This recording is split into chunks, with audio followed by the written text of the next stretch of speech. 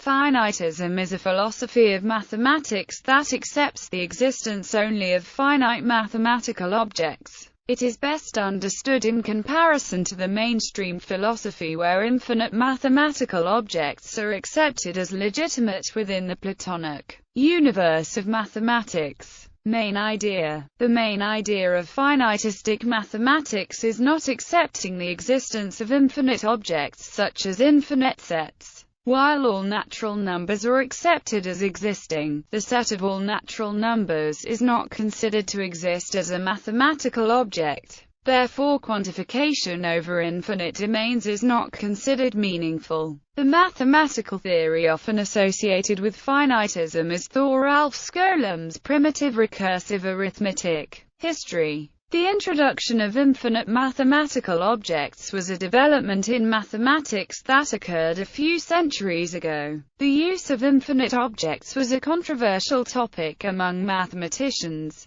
The issue entered a new phase when Georg Cantor, starting in 1874, introduced what is now called naive set theory and used it as a base for his work on transfinite numbers. When paradoxes such as Russell's paradox, Berry's paradox and the Boer-Leiforter paradox were discovered in Cantor's naive set theory, the issue became a heated topic among mathematicians. There were various positions taken by mathematicians. All agreed about finite mathematical objects such as natural numbers. However, there were disagreements regarding infinite mathematical objects. One position was the intuitionistic mathematics that was advocated by L. E. J. Brouwer, which rejected the existence of infinite objects until they are constructed. Another position was endorsed by David Hilbert. Finite mathematical objects are concrete objects, infinite mathematical objects are ideal objects, and accepting ideal mathematical objects does not cause a problem regarding finite mathematical objects. More formally,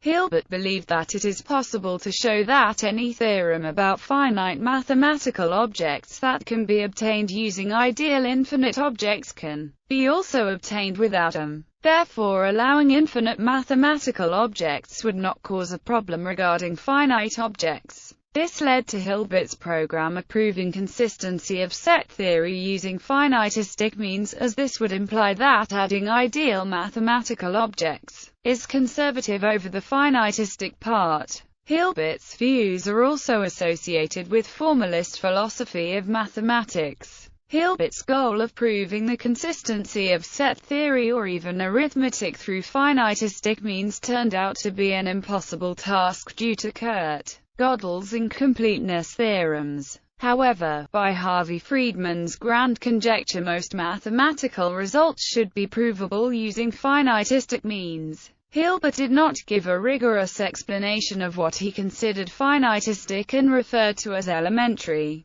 However, based on his work with Paul Bernays, some experts such as William Tate have argued that the primitive recursive arithmetic can be considered an upper bound on what Hilbert considered finitistic mathematics. In the years following Gödel's theorems, as it became clear that there is no hope of proving consistency of mathematics, and with development of axiomatic set theories such as Zermelo-Fraenkel set theory and the lack of any evidence against its consistency, most mathematicians lost interest in the topic. Today, most classical mathematicians are considered Platonist and believe in the existence of infinite mathematical objects and a set theoretical universe. Classical finitism versus strict finitism. In her book Philosophy of Set Theory, Mary Tiles characterized those who allow countably infinite objects as classical finitists, and those who do not allow countably infinite objects as strict finitists. Historically, the written history of mathematics was thus classically finitist until Cantor discovered the hierarchy of transfinite cardinals in the end of the 19th century. Views regarding infinite mathematical objects. Leopold Kronecker remained a strident opponent to Cantor's set theory.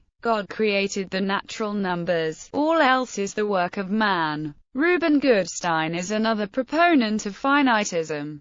Some of his work involved building up to analysis from finitist foundations. Although he denied it, much of Ludwig Wittgenstein's writing on mathematics has a strong affinity with finitism. If finitists are contrasted with transfinitists, then also Aristotle may be characterized as a strict finitist. Aristotle especially promoted the potential infinity as a middle option between strict finitism and actual infinity. But on the other hand, to suppose that the infinite does not exist in any way leads obviously to many impossible consequences. There will be a beginning and end of time, a magnitude will not be divisible into magnitudes, number will not be infinite. If, then, in view of the above considerations, neither alternative seems possible, an arbiter must be called in. Aristotle, Physics, Book 3, Chapter 6. Other related philosophies of mathematics. Ultrafinitism has an even more conservative attitude towards mathematical objects than finitism, and has objections to the existence of finite mathematical objects when they are too large.